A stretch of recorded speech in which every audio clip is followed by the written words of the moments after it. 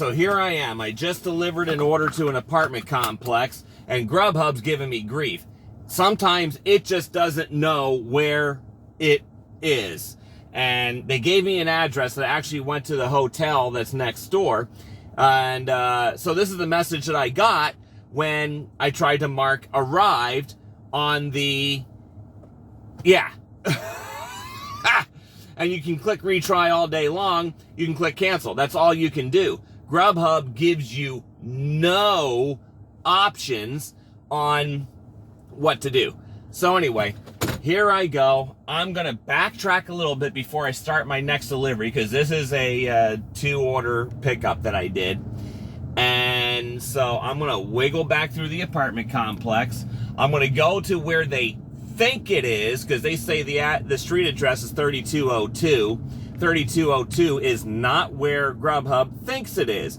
This is not the first time. This happens pretty frequently, and yet it's not 100% of the time. It's weird. It's just whenever it feels like it. So I'm going to drive by the hotel right now. I'm in front of it. There it is. So I already took the photo. I'm gone. So I'm just going to say I handed it to the customer. She already got the text message, and I'm off to make my next delivery. Just dropped off that second order, and I wanted to talk to you about this for a minute, because you saw the problem that I had with the drop-off on GrubHub, not knowing where the heck it is. But then you're going to have problems with the pickups, and I have run into this before. So it gets messy. It can get real messy, because these things can be as far as a mile off. And so you just gotta, you gotta have a little bit of patience for it, but you also have to be expected to be yelled at by GrubHub. So here's what happens. Let me tell you what happened to me. I'll give you one example that I ran into, and it was very dramatic.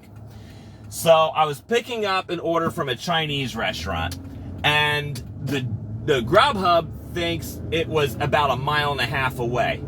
So I drove right by where GrubHub thought it was, and I went to where I knew it was. So I tried tapping arrived at restaurant. That didn't work. So it gave me a message that says, well, continue with the delivery anyway. Well, that's great, because unless you tap arrive successfully, you're not going to see where the customer is until you tap leaving. So I'm like, all right, well, I'm going to proceed with the pickup and just figure it out from there. I'll just text the customer and ask for their address, and I'll call support and tell them that the order's been completed, because that's exactly what they said on the instructions to do at that time. I don't know if I have the screenshot of that anymore. But so I get there, I had to wait a few minutes, and then GrubHub starts yelling at me with their automated messages. Hey, we see you're not heading to the restaurant location. We suggest you get there now, or this could be a contract violation. So I pick up the phone, I call support right away. I said, what's going on here? They canceled the order. Yeah, kid you not. They said, well, you're not at the restaurant. I said, I'm standing in the restaurant right now. Of course I'm there, but you're not there. Yes, I am. I went back and forth with this with the script reader until she ended up dropping the order. And it was like an $18 order. So I was furious. And it's not like it wasn't out of the way either. So I now had to backtrack to where I was, and I took the order because it was a good payout, right? So, oh man. But the second time this happened, I got smart to it, and this just happened to me last week. It was in the same shopping complex. It just thought it was, instead of here, it was like over there. So I finally kept tapping. I went in the restaurant, picked up the order, put it in my bag, and started moving. And I just went around to where it thinks it was, and then I went, boom, I arrived. Okay, now I proceed with the delivery. So you just got to trick it sometimes, really. But yes, GrubHub will drop the order because they will think that you are not heading to the restaurant. So maybe what you need to do, and this is also a tricky situation because GrubHub does not make this easy for us. So let's say you're wise to this and you've had problems with the same restaurant before. I'll give you an example, this Chinese restaurant. And I did this one too. So, because it happened a second time.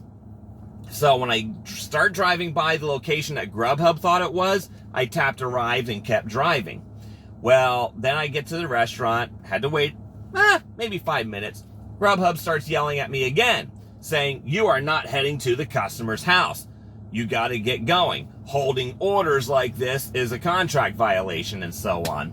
And so anyway, eventually I did get the order quick enough and started driving to the customer. But man, you just hate getting those messages because their system is screwed up. And then we get a contract violation? Nah, this ain't right. So GrubHub really needs to get their stuff together on this. I don't know why it's intermittent because it's not 100% of the time. So I did a delivery from that Chinese restaurant just a couple weeks ago and I had no issues. So I don't know. We'll see about this drop off here at this apartment complex because I mean I've been delivering to this apartment complex for this is my 4th year doing it. So I know this complex. I know where it is. It's just ay caramba.